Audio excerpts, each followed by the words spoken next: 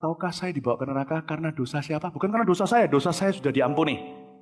Saya sudah ditebus dan saya sudah terima. Ini loh, Anda sudah ditebus nggak tentu sudah terima.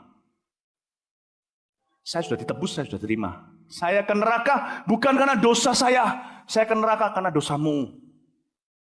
Karena dosa. Yang membawa dia ke neraka pasti bukan Tuhan, tapi iblis. No! Through the laws of the Pope and the doctrines of men, the consciences of the faithful have been miserably vexed and flayed. Will you recant or will you not?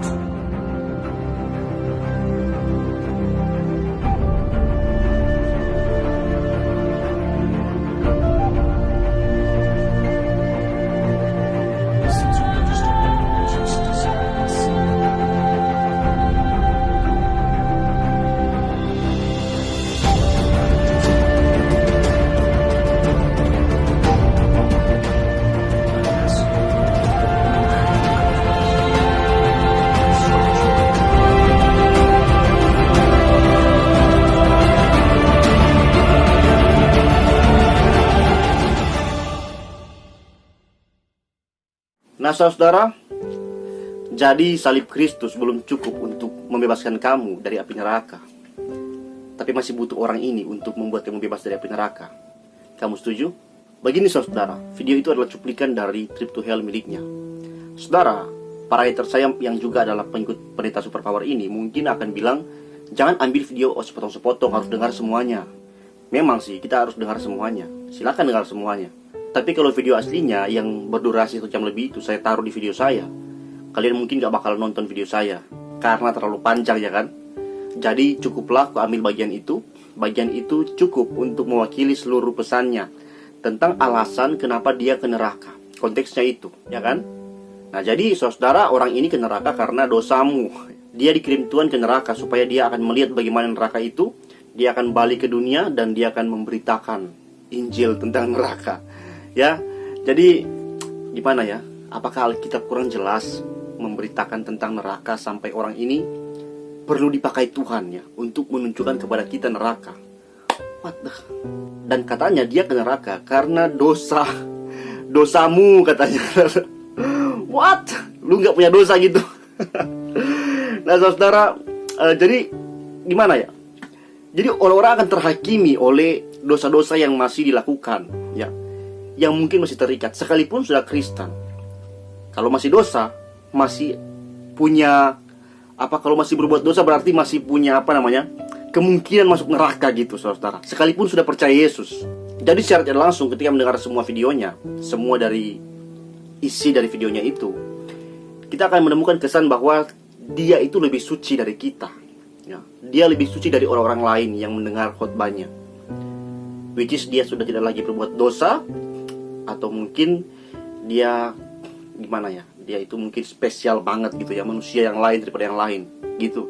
Saudara-saudara, betapa ironinya saudara, Yesus sudah berkorban dan pengorbanannya sempurna, tak akan sia-sia. Dia akan sanggup dengan kuasa Roh Kudus menguduskan orang-orang pilihan, memimpin orang-orang pilihan ke dalam hidup yang pasang surut menuju pengudusan. Dan orang percaya tak perlu lagi khawatir kepada neraka, karena kita mengetahui dan kita yakin dalam iman dan pengharapan kita bahwa penebusan Tuhan tak akan gagal. Penebusan Tuhan tidak akan digagalkan oleh dosa-dosa kita. Percaya saudara, orang percaya adalah orang benar. Dan orang benar bukan orang yang tak akan jatuh dalam dosa. Orang benar akan jatuh dalam dosa, tapi yang membedakan orang benar dengan orang fasik adalah orang benar jatuh kemudian bertobat. Jatuh bertobat, semakin hari semakin dibaharui oleh pimpinan firman Tuhan.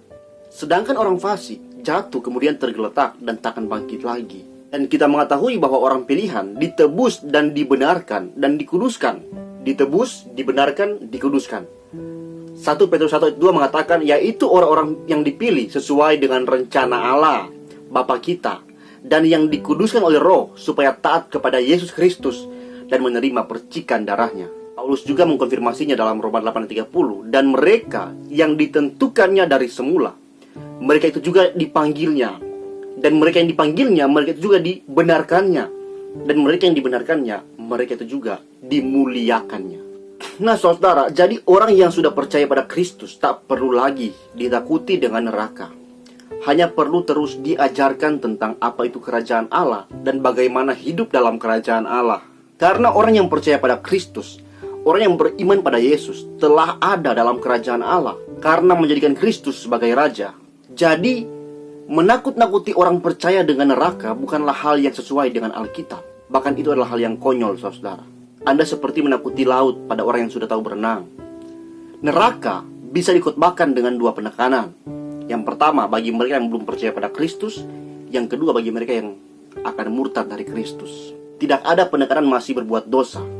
Karena kita akan mendapati dalam Alkitab bahwa nabi-nabi, rasul-rasul, sampai pada titik akhir hidup mereka, mereka masih mengakui bahwa mereka memiliki dosa-dosa. Dan ayolah kita realistis ya. Siapa sih yang bisa hidup tanpa dosa sama sekali? Hidup tanpa dosa itu adalah paham perfeksionisme ya, dimana bisa dikatakan orang bisa sempurna, suci ya, saudara. Dan coba kita realistis ya. Kalau ada yang berpikir bahwa dia bisa suci selama dia hidup, saya tantang, siapa yang hari ini berani berjanji dan berkomitmen bahwa dia bisa berhenti berbuat semua dosa dan hidup suci sampai mati tanpa pernah jatuh lagi? Coba angkat tangan, siapa yang berani? Kalau saudara berani, saudara sebutkan begini: Tuhan, mulai hari ini saya berjanji tak akan berbuat dosa lagi dan hidup kudus sampai mati. Kalau aku jatuh dalam dosa, maka buanglah aku sebagai orang terkutuk yang ingkar janji. Berani? Enggak kan? Ya, kita harus realistis. Kita semua tahu kita orang lemah yang terus digorogoti oleh dosa sampai mati. Jadi sampai mati kita akan menyadari kita ini tak sempurna. Namun oleh karena fakta inilah, maka ada Kristus Sang Juru Selamat. Kalau kita bisa sempurna dengan usaha kita sendiri selama hidup, untuk apa ada Juru Selamat? Penebusannya yang menyempurnakan kita. Hanya oleh pertolongannya kita diselamatkan. Kalau hari ini sebagai orang Kristen kamu terhakimi oleh trip to hell, maka saya mau katakan kepada kamu, kamu menyangkali kematian Kristus dan kamu termasuk dalam orang-orang yang ragu-ragu akan penebusan Kristus. Dan pendeta tadi itu, yang superpower itu, berhasil membuat imanmu goyah dengan menempatkan dirimu pada posisi berdosa yang secara tidak langsung melemahkan pengorbanan Yesus dan melemahkan kekuatan Roh Kudus yang sanggup mendewasakan iman dan karaktermu sampai di titik di mana sesuai rencana Allah atas hidupmu. Roma 8 ayat 28 mengatakan, kita tahu sekarang bahwa Allah turut bekerja dalam segala sesuatu untuk mendatangkan kebaikan bagi mereka yang mengasihi Dia, yaitu bagi mereka yang terpanggil sesuai dengan rencana Allah. Jadi saudara, semua orang pilihan yang akan masuk surga memang takkan mati dalam keadaan tanpa dosa atau sempurna. Tapi mereka akan cukup hidup dalam keadaan benar dalam Kristus. Ingat ya, cukup. Karena memang Tuhan mengizinkan kita dalam sepanjang hidup kita masih akan ada sedikit titik dosa dalam diri kita. Agar nanti saudara ya, ketika di sorga kita melihat bahwa sungguh Allah itu penuh kasih, mengaruniakan keselamatan kepada kita, orang-orang berdosa, hanya karena kita beriman di dalam Kristus. Nah saudara, jangan salah. Pengajaran saya bukan berarti Anda sebagai orang Kristen bisa seenaknya bikin dosa dan tetap selamat. Tidak begitu saudara. Tapi yang mau saya bilang di sini adalah bahwa ketika Anda percaya pada Kristus, Anda itu dilahirkan kembali oleh Roh. Ketika Anda percaya, Anda menjadi bayi dalam Roh. Ya, dilahirkan kan, lahir kembali menjadi bayi dalam Roh. Kemudian Roh Kudus yang membuat Anda lahir baru itu akan mengasuh Anda, memelihara Anda, mengajar dan mendidik Anda dalam pertumbuhan yang berangsur-angsur. Mungkin cepat, mungkin lambat. Seperti seorang anak kecil akan banyak jatuh, banyak berbuat salah, banyak melawan orang tua. Demikian pula orang yang lahir baru dalam Roh. Tidak akan langsung sempurna, tapi dia akan dididik pelan-pelan. Masih jatuh dalam dosa, masih berbuat salah, masih melawan orang tua. Dia menjadi bayi dalam kebenaran ya. Bayi dalam kebenaran, bukan orang tua dalam kebenaran. Bukan dewasa, tapi bayi, masih kecil, masih banyak tidak tahu, banyak berbuat salah. Ya, tapi Roh Kudus akan memelihara dia dengan sabar, seperti seorang mama kepada anaknya yang selalu memaafkan anaknya ketika salah melawan orang tua. Seorang ibu yang penuh murah hati, mengampuni, mengasihi anak-anaknya. Begitupun Roh Kudus yang akan terus mengasihi kita saudara. Ketika kita jatuh, Roh Kudus akan terus mengangkat kita kembali. Ya, dia sabar, mengampuni, memaafkan, mendidik. Tapi juga terkadang Roh Kudus akan menghukum kita sampai kita dewasa. Dan kemudian kita dikembalikan kepada Kristus. setelah secara jasmani kita mati. Kita akan dibangkitkan dengan keadaan tubuh yang sudah disempurnakan, roh yang sudah disempurnakan, dan kita menyatu dengan Kristus dalam kekekalan selama-lamanya. Amin. Jadi orang Kristen, orang yang beriman, pasti akan dipimpin untuk menjadi dewasa. Artinya semakin hari hidupnya akan semakin baik dan semakin meninggalkan hal-hal yang buruk. Tapi bukan berarti tak akan jatuh dalam dosa lagi ya. Dia akan terus berangsur-angsur. Kadang cepat, mungkin juga lambat. Kalau Calvin bilang, dalam hidupnya pun masih ada bagian tanah yang subur, yang dimana dosa akan terus menggerogoti.